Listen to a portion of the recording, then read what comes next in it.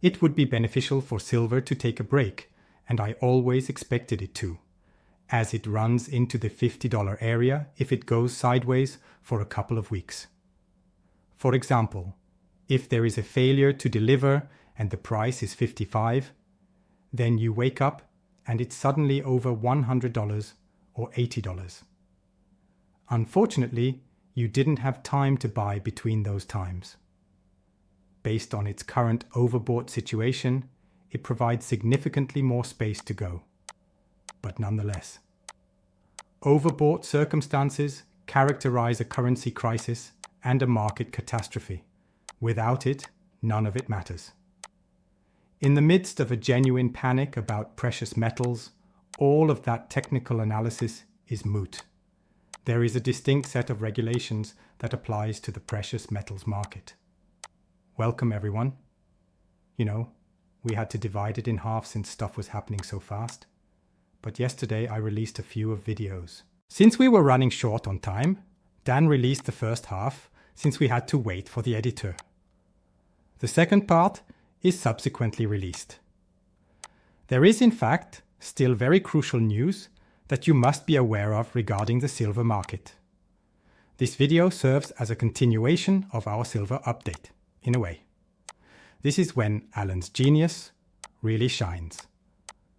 So, Alan, why don't you just show us your stuff? Yes, I agree with Mike. Let me begin by quoting a tweet from Make Gold Great. In my opinion, silver will fall short of expectations in the upcoming delivery periods, as stated in this remark. According to Bill Holter, the silver market will likely break before the end of the year. And I'll tell you which Bill is right. My earlier films covered the topic of what happens when silver prices surpass the $50 mark. We are nearly there. The news cycle includes it. You can bet that the mainstream media will cover this story when it makes its way north. Starting with a few, then weekly, and then daily, it will become the norm. People in general are going to hear about silver. Now, it's official. October is the month of all things spooky. There will be a video coming out this month, and it is well known for crashes. This is solely intended to provide you with an overview of the current state of the economy. And the truth is that we are literally hanging by a thread. After everyone figures out what silver is and how it works, the price will likely rise above $50, $55, and $60, proving Bill correct. The video we made demonstrating that there is $20 trillion in liquid money available to chase any investment in about 24 hours relates to the basics. But that was simply the United States of America. I recently made a video in which I discussed what happens when you release it to the public. In fact, it's 3.5. A potential 200 billion might go after silver if you take 1% of the 20 trillion. At present prices, there just isn't enough silver to sustain even that. A lovely cautious number is 1%. The global bond market, stock market, and currency supply all come into play though. At this point, you're at 3.5 trillion, and the sum of all those things may be 350 trillion. The price of precious metals could be driven up by $3.5 trillion. Only 1% of these things are like that. The world's stock and bond markets, as well as liquid capital. Why? Because the amount of gold and silver discussed here is worldwide in scope. That is the matter at hand. Consequently, you can't compare apples to oranges, and gold is orange. Yes, I understand. Yes, exactly. You did say in that last video that silver is breaking records at the annual and quarterly closes, and that we should expect to see even more impressive results at the monthly closure. Plus, there's another album I'd like to discuss. The true duration is the number of trading days when the price of silver has closed above $40 per ounce. Therefore, I intend to examine the market structure in order to discern the ways in which this bull run differs slightly from its predecessors. Accordingly, this is a silver price chart. You pointed out that 45-year cup and handle over a year ago, so it's clearly a long-term deal. Plus, I went ahead and added some red food coloring to the portion of the time it was priced, over 40 on Oz. Thus, it is clear that there are in fact 3 separate stages. Moreover, I would like to focus on them closely. In the 1980s, this one looked like this. This spans a duration of 2 months. Silver closed over 40 for 6 consecutive days, followed by another day and then another day. To sum up, it was 8 days. Nonetheless, it's clear that this won't last. The sensation was weak. As you can see, it fizzled out and eventually died away. So Mike, do you have anything to say regarding the peak here in the 1980s? When put in context with the economy as a whole, that surge was just staggering. The price of gold and silver are about to experience another hyperbubble, but this one will be much larger. For the simple reason that nobody outside of North America and Western Europe was pushing this. Also included was Australia. However, 10% of the global population was affected. At this point, everyone will be involved.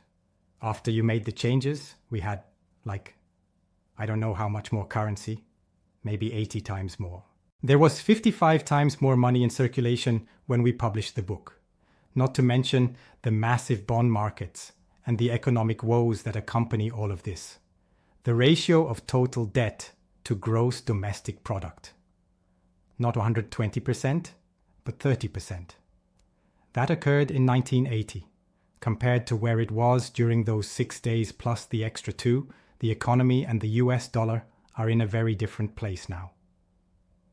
Thus, silver was above $40 for a total of just 8 days. Additionally, as previously said, the price of gold and silver experienced a significant surge, similar to what happened in the rest of the economy. Because of this, you and I have been coming up with these enormous, illogical numbers, and if you add a huge spike today to the increase of everything else, we've had it. Still, it's the only reasonable conclusion based on the data. Yes, exactly. All of it is backed by data. We merely record the data. Tell me what that means. I understand. Here we may see the mathematics. In other words, it's simply the same old narrative with inflation included in. Yes, precisely. All right, let's focus on the next silver peak and zoom up.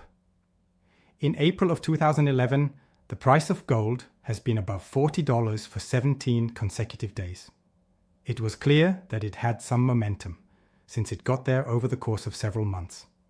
Afterwards, it began to decline and eventually fade away. Also that year, a comparable incident occurred later on. However, before I proceed, Mike, is there anything you would like to comment on regarding this chart? This is silver, so the answer is yes. Plus, I had a feeling this wasn't the high, because I've seen that gold and silver always reach their zenith at the same time. For silver, this occurred in April, whereas for gold, it occurred in August. And that doesn't mean nobody is fretting over the economy or a potential currency crisis. In essence, those are individuals who are pursuing a mirage. I'm afraid I will miss out. Concerning the essentials, it is completely irrelevant. So, that was an amazing 17 days. Something about it sticks out in my mind. One thing I wish I could take back is the advice I could have given to others. Silver has taken a tremendous run, and I rarely provide counsel. When I don't know if the dollar is in danger or if things will continue to go north, I can't advise people to sell. I should just keep quiet and mention what I'm doing. I should never offer financial advice. Additionally, the gold-silver ratio was warning me not to purchase silver during that time, so I refrained from doing so. Gold was falling in value relative to silver, and the gold-silver ratio showed no signs of reaching a peak. Accordingly, I followed its advice and purchased gold. According to the gold-silver ratio, silver is still a bargain, Thus, I'm about to buy some, even though I've never bought any before the price of 33. A shockingly low price. I don't see any way to dispute that. Oh, how lovely. In the latter part of the year, at the very latest. So, this is a graphic depicting the first 6 months of 2011. Now let's take a look at the second half of 2011. Silver's price surpassed $40 per ounce 7 times, but it couldn't maintain that level for very long. From one day to another, 4 days, 2 days, 5 days, 14 days, and finally one day, it stayed up. There is a noticeable decline after the longest stretch of 14 days in the second half of the year, out of a total of 28 days. Not really sustained at 40 Oz, but a new picture has emerged. And I'll show you what it looks like shortly. Yes, silver was being pulled up by the high of gold at the time. During this time in August, gold had its major run, most likely. We reached our silver peak just under the 5th number on this chart. I understand. Right now, this is the way it appears. Excuse me, this is Mike. This is a brief message. Even though we're thrilled to see so many new viewers, I feel compelled to mention that only about 15% of our audience has really subscribed and enabled notifications for our channel. Some difficult times are ahead of us. Make sure you enable notifications so you don't miss any updates. Thank you for always pressing the thumbs up button at goldsilver.com. For more than 20 years, we have been delivering first-rate instructional materials. It would be our privilege to serve as your precious metals dealer if you are interested in supporting our goal. Right now, everyone is coming out ahead. Our bonus silver offer is up to $2,000 if you place an order with us. Go over goldsilver.com by clicking the link down below. Yours faithfully. Returning to the video now, this is the appearance it takes on. Right now. 20 days running, we have closed above $40 per ounce. We keep establishing new records, of course. We're making great strides, and this kind of progress lasts for years. You can see this graph all the way back to January 4th, 2023. On this chart, which spans nearly 3 years, the value appears to be steadily increasing. Far from over. As silver approaches the $50 range, I've always thought it would be a good idea for it to take a break. After a few weeks of sideways movement, it will release its overbought state and open up a lot more room to run. But nonetheless, overbought circumstances characterize a currency crisis and a market catastrophe. Without it, none of it matters. A word of technical analysis is meaningless. When gold and silver prices really start to rattle you. There is a distinct asset class known as precious metals, and it seems to operate rather independently. We demonstrated this in our book on the big 20th century gold and silver rush, namely in the chapter about Giffen items and the gift of Giffen.